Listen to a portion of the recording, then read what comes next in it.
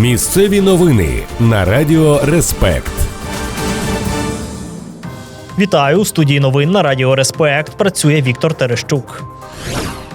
На Радивилівщині під колесами трактора загинув пішохід. Трагедія сталася напередодні вдень біля села Митниця. 55-річний водій трактора, виїжджаючи з гаража приватного домогосподарства, притиснув причепом до цегляної арки свого колегу. 65-річний охоронець саме вийшов з приміщення. Медики намагалися врятувати чоловіка, проте під час реанімації він помер на місці події. За попередніми даними, тракторист був тверезий. Слідчі розпочали кримінальне провадження за фактом порушення правил безпеки дорожнього руху.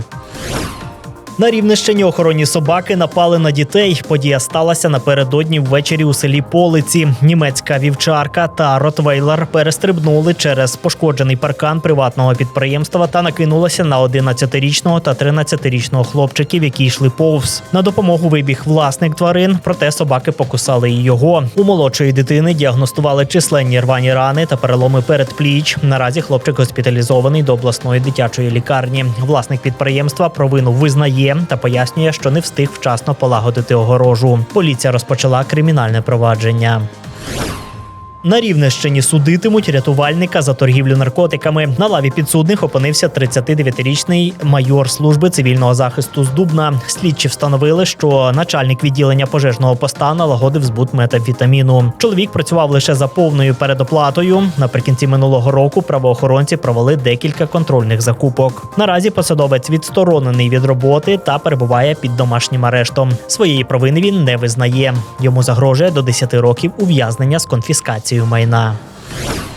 У Рівному один із ресторанів оштрафували за торгівлю алкоголем без ліцензії. Порушення виявили податківці під час перевірки закладу. Окрім відсутності дозвільних документів, інспектори зафіксували продаж підакцизних товарів без належного обліку. У результаті підприємцю нарахували штраф у розмірі понад 102 тисячі гривень, а всю алкогольну продукцію вилучили з обігу. У податковій нагадують, що торгівля спиртним без ліцензії заборонена, адже це не лише ухилення від податків, а й ризик реалізації неякісного товару.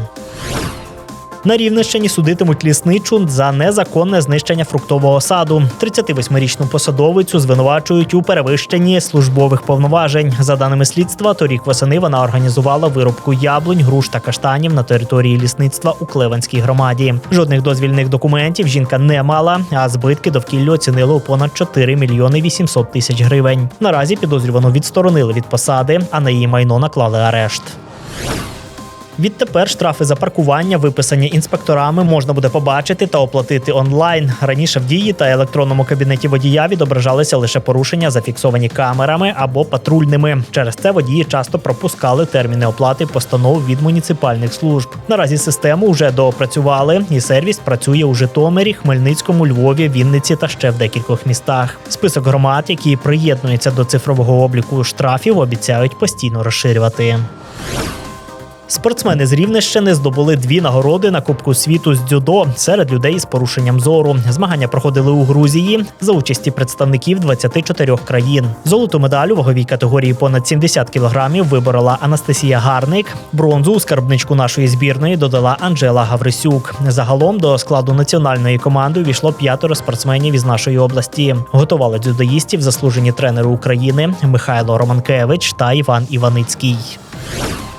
Радіаційний фон на Хмельницькій атомній електростанції у межах норми. За повідомленням інформаційного центру ХАЕС, показники на промайданчику та в 30-кілометровій зоні спостереження відповідають нормальній експлуатації енергоблоків та не перевищують природного фону.